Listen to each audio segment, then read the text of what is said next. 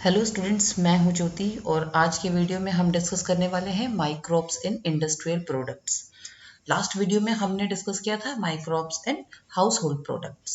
Okay, तो in this video we will understand in how microbes are beneficial in industrial products in making it in large scale.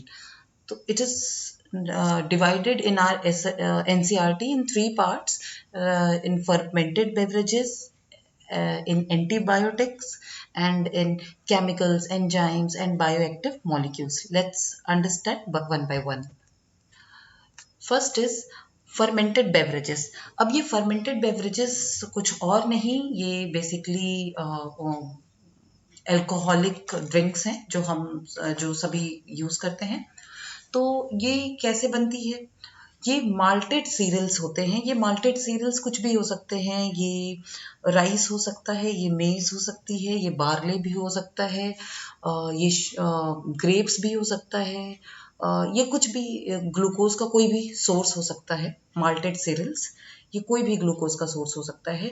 फिर इसका क्या होता है, anaerobic respiration कराते हैं। एनारोबिक रेस्पिरेशन मतलब जो फर्मेंटेशन है वो ऑक्सीजन के एब्सेंस में कराते हैं। ये ऑक्सीजन के एब्सेंस में कराते हैं। और ईस्ट कौन सी डालते हैं इसमें? यही सेखेरोमाइसिस सेरेविसी। तो इस ईस्ट को इसमें डालते हैं और ऑक्सीजन नहीं होती है। तो इस तरीके से इसमें क्या प्रोडक्शन होता है? इसका प्रोडक्शन होता है इथेनॉल का, C2H5OH। ये इथेनॉल है जो अल्कोहल है, और कार्बन डाइऑक्साइड निकल जाती है। तो यहाँ पे जो ईस्ट यूज हो रही है in this process, in this fermented beverages process, it is called Saccharomyces cerevisiae. और क्योंकि यही सेम ईस्ट ही यूज हुई थी हमारे लास्ट हाउस होल्ड में भी, वहां पे इसको हम क्या कहते थे? Bakers yeast. और यहाँ हम क्या कह रहे हैं? Brewers yeast. क्यों? क्योंकि यहाँ पर ये यूज हो रही है अल्कोहल बनाने में, तो इसे हम कह रहे हैं ब्रीवर्स ईस्ट। वहां पे ब्रेड बनाने में यूज हो रही थी तो हम वहां पे बेकर्स ईस्ट कह रहे थे। पर ईस्ट तो सेम है, नेम सेम है। No need to get confused. Okay, तो ये बहुत ही सिंपल सा प्रोसेस है। I just made it very simple. तो माल्टेड सीरियल्स है जो कि ग्लूकोज का, कोई भी ग्लूकोज का सोर्स हो सकता है, उसकी एनारोबिक रेस्पिरेशन कराते हैं तो उससे इथेनॉल बनती है और कार्बन डाइऑक्साइड बनती है। तो जो अल्कोहल या इथेनॉल, जो ये अल्कोहल बन रही है ना, इसको ही यूज कर लेते हैं। अब क्या है, अब जो भी ये जो भी ईस्ट यूज होती है ना, ये जब ग्लूकोज कंज्यूम करके जब ये अल्कोहल बनाती है, तो अल्कोहल बनाती है तो ये कुछ परसेंटेज ऑफ अल्कोहल ये बना पाती है, लाइक 8 to 15% के अराउंड। इसके बाद ये खुद ही ये जो पूरा अल्कोहल जो होता है, ये इसके लिए ही टॉक्सिक हो जाता है और फिर ये खुद ही मर जाते हैं। तो अब इसके बाद क्या होता है, इसका मतलब कि जो अल्कोहल बनी पूरे इस प्रोसेस में, वो सिर्फ अराउंड 8 to 15% ही बनी। तो अब क्या करना पड़ेगा, यानी कि जो भी हमारा अल्कोहलिक जो ड्रिंक बनी है उसमें अल्कोहल का परसेंटेज बहुत ही कम है। तो अब हमें अगर ज्यादा अल्कोहल का परसेंटेज चाहिए तो उसके लिए करना होता है डिस्टिलेशन। ठीक है, डिस्टिलेशन क्या होता है? It is a process of separating the components from a liquid mixture is called distillation. मतलब कि एक जो पूरा जो भी कंपोनेंट्स होते हैं किसी लिक्विड से, वो सब कुछ निकाल लेते हैं, उसे कहते हैं डिस्टिलेशन। अब distillation basically to understand, it is simply increasing the amount of alcohol in the drink। तो अब क्या है, जैसे अब आपकी बुक में दे रखा है, जैसे कुछ जो ये मेंशन है ड्रिंक्स जो विदाउट डेस्टिलेशन होती हैं, इसका मतलब कि इसमें जो अल्कोहल का कंटेंट है वो बहुत कम होता है, और कुछ विथ डेस्टिलेशन होती हैं, इसका मतलब होता है कि इसमें जो अल्कोहल का कंटेंट होता है वो ज्यादा होता है। ठीक है, तो इसकी डेस्टिलेशन करके इसमें अल्कोहल का कंटेंट बढ़ाया जाता है। ठीक है, I hope you understand. There are like beer, wine, fruit juices, cereals, ये सब क्या है? विदाउट डिस्टिलेशन बना है, इसका मतलब इसमें अल्कोहल का कंटेंट कम है। विस्की, ब्रांडी, रम, इन सब के अंदर अल्कोहल का कंटेंट ज्यादा, because of it is made with distillation. Okay, hope you understand this. Let's go to next topic, which is antibiotics. अब एंटीबायोटिक्स का क्या मतलब हुआ? एंटीबायोटिक्स वो सब्सटेंस है which inhibits the growth and destroy the infectious microorganisms. जितने भी micro organism होते हैं जो हमारी हेल्थ को मतलब डिस्ट्रॉय करते हैं, हार्म करने की कोशिश करते हैं, ये उसके अगेंस्ट वर्क करता है. Anti means against, organism, biotics means organism. तो जो ऑर्गेनिज्म हार्मफुल है उनके अगेंस्ट जो काम करता है उस सब्सटेंस को कहते हैं एंटीबायोटिक्स. ओके, तो now next, penicillin was the first discovery in this field by Alexander Fleming in 1928. या आप खुद से समझ सकते हैं, जो अलेक्जेंडर फ्लेमिंग थे उन्होंने 1928 में पेनिसिलिन को डिस्कवर किया था, लेकिन it was a chance discovery. By chance उन्हें पता चल गया कि भाई पेनिसिलिन भी कोई चीज़ होती है. ये कैसे पता चला था उन्हें? उनकी एक पेट्री डिश थी जिसमें उन्होंने अपना जो भी कल्चर था वो ऐसी एज इट इज छोड़ दिया था. और वो जब बाद में एक दो दिन के बाद जब वो वापस उन्होंने अपनी पेट्री डिश देखी जिसमें वो कल्चर था, तो उसमें देखा उन्होंने कि कुछ ग्रोन सब्सटेंसेस आ गए हैं, उसमें कुछ ग्रोन हो गया है, कुछ ग्रो हो गया है उसमें. जो फंगस ग्रो हुआ था और वो एक फंगस था ब्लैक, तो उन्होंने सोचा चलो इसे धो देते हैं. लेकिन फिर उन्होंने नोटिस किया कि जो बैक्टीरियाज इसके अराउंड डेवलप हुए थे वो बिल्कुल भी उसके पास नहीं थे, वो बिल्कुल उससे दूर थे, उसके पास डेवलप नहीं हो पा रहे थे वो बैक्टीरियाज. तो उन्होंने स्टडी किया पेट्री डिश को बहुत डिटेल, और देन ही अंडरस्टैंड कि जो पेनिसिलिन वो था, जो फंगस था जिसका नाम था पेनिसिलिन नोटेटम, उससे कुछ काइंड ऑफ केमिकल रिलीज हो रहा है जो बैक्टीरिया को ग्रो करने नहीं दे रहा है अपने अराउंड, है ना. तो ये इसीलिए इसे बाय चांस डिस्कवरी कहते हैं. तो penicillin was obtained by fungus called Penicillium notatum. Okay, a potential of this penicillin was explained by Ernest Chain and Howard Florey. अब क्या हुआ कि जो ये फंगस था, ये फंगस से ही बहुत लार्ज स्केल पे पेनिसिलिन नहीं निकाली जा सकती थी. तो फिर फिर बाद में दो अदर साइंटिस्ट आए जिन्होंने फर्दर स्टडी की. दे अंडरस्टैंड दैट कि कैसे किस अदर सब्सटेंस, किस अदर फंगस से हम निकाल सकते हैं in a good amount of penicillin.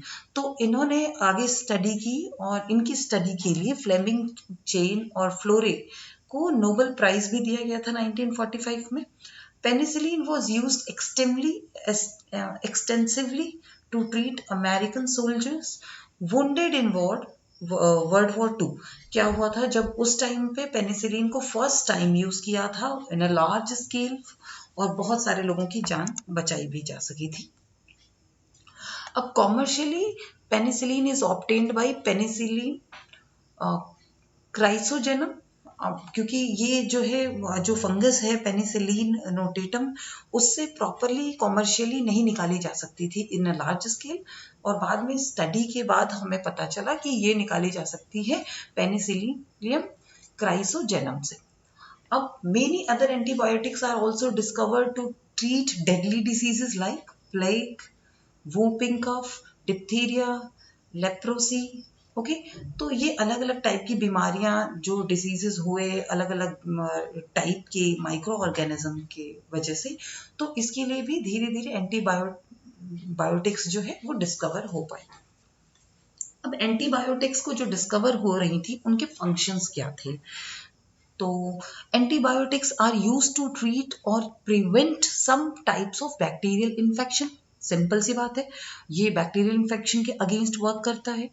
Antibiotics disrupt essential processes or structures in the bacterial cell. This either kills the bacterium or slows down the bacterial growth. ठीक है, मतलब antibiotics का काम सिंपल सा है, या तो वो बैक्टीरिया को मार देता है या उसकी जो भी ग्रोथ होती है उसको बहुत ही स्लो कर देता है. Most antibiotics used today are produced in laboratories, but they are often based on compounds scientists have found in nature. मतलब कहीं ना कहीं जो साइंटिस्ट्स जो भी डिस्कवरीज हुई हैं वो हमारे नेचर से ही हुई हैं, फिर उनको लार्ज स्केल में लेबोरेटरीज में प्रोड्यूस किया जाता है. Okay, hope you understand this. Let's talk about chemicals, enzymes and bioactive molecules. ठीक है. Organisms play an important role in the production of chemicals, organic acids, alcohol, enzymes, etc. अब हम discuss करने वाले हैं कि कौन कौन से टाइप के माइक्रो ऑर्गेनिजम्स होते हैं और उनसे हमें क्या कौन कौन से टाइप का एसिड मिलता है. ओके, पहला है एस्परजिलस नाइजर. अब ये क्या है? ये है फंगस और इससे हमें मिलता है क्या? Citric acid. ओके. लैक्टोबैसिलस, ये हमको पहले से ही पता है कि लैक्टोबैसिलस जो बैक्टीरिया है इससे लैक्टिक एसिड मिलता है. ठीक है. अब एसिटोबैक्टर एसिटी, इससे एसिटिक एसिड. और सैक्रोमाइसिस सेरेविसी, इथेनॉल, ये अभी हमने जस्ट अभी पता चला, अभी अभी हमने देखा इसको. ठीक है. सो ये सारे जो ये हो गए माइक्रो ऑर्गेनिजम्स और ये उनके प्रोडक्ट्स हो गए. अब एंजाइम्स क्या है? लाइपेज, जो हमें डिटर्जेंट में मिलता है. और डिटर्जेंट जो होता है वो क्या होता है? लिपिड को ब्रेक डाउन करता है. तो जो लिपिड को ब्रेक डाउन करता है और जो कि होता है डिटर्जेंट में लाइपेज. अब डिटर्जेंट का काम क्या होता है? जितने भी जो स्टेन्स होते हैं, जो जितने भी लिपिड के जो कंपाउंड्स होते हैं वो इसको ब्रेक कर देता है. Fruit juices. अब फ्रूट जूसेस जो भी होते हैं, जो फ्रूट्स होते हैं उसमें पैक्टिनेज होता है, प्रोटीएज होता है, तो उसको तोड़ने के लिए भी इसकी जरूरत होती है. Okay. Next is bioactive molecules. Bioactive molecules के बारे में अगर हम बात करें तो कुछ बायोएक्टिव मॉलिक्यूल्स जो बहुत ज़्यादा इंपॉर्टेंट होते हैं वो है स्ट्रेप्टोकाइनेज. अब स्ट्रेप्टोकाइनेज का काम क्या होता है? ये हमें ये as a clot bursting work करता है. जैसे कि अगर जब हमारे हार्ट में कोरोनरी आर्टरी में जो भी क्लॉटेज हो जाता है ना, उसको उसके लिए हमें यूज करना पड़ता है स्ट्रेप्टोकाइनेज, ताकि वो क्लॉट खत्म हो जाए, वो गल जाए. तो ये हमें मिलता किससे है? स्ट्रेप्टोकोकस से. ओके. दूसरा आता है इम्यूनो सप्रेसेंट. अब ये क्या करता है? ये हमें ऑर्गन रिजेक्शन में हेल्प करता है. जब भी किसी की भी बॉडी में अगर कोई ऑर्गन फेल्यूर हो जाता है और दूसरा ऑर्गन एक्सचेंज करना पड़ता है या लगाना पड़ता है, तो इन दैट केस जो टी लिम्फोसाइट्स होती हैं वो सेल्स हमेशा रिजेक्ट करती हैं किसी भी नए ऑर्गन को. तो उस टाइम पे क्या यूज करना पड़ता है? इम्यूनो सप्रेसेंट यूज करना पड़ता है, जो कि हमें मिलता है साइक्लोपोरिन से. ओके. अब बात करते हैं मोनाइकस परपरीज से. अब मोनाइकस परपरीज जो होती है वो कोलेस्ट्रॉल के लेवल्स को कंट्रोल करने में हेल्प करती है. ठीक है. ये क्या है? ये काइंड ऑफ ईस्ट है जो जिससे क्या निकालते हैं? स्टैटिन. तो ये जो ईस्ट का स्टैटिन होता है ये ही हमारे कोलेस्ट्रॉल कंट्रोल में हेल्प करता है. ओके. तो आई होप आज का वीडियो आपको पूरी बात अच्छे से समझ में आ गई होगी. तो आज हमने पूरा कवर कर लिया कि माइक्रो ऑर्गेनिजम्स कैसे हमें इंडस्ट्रियल प्रोडक्ट्स में हेल्पफुल होते हैं. ओके. तो चलिए आगे बात करेंगे नेक्स्ट वीडियो में सीवेज के फील्ड में कैसे माइक्रो ऑर्गेनिजम्स को हम यूज करते हैं. आज के लिए थैंक यू.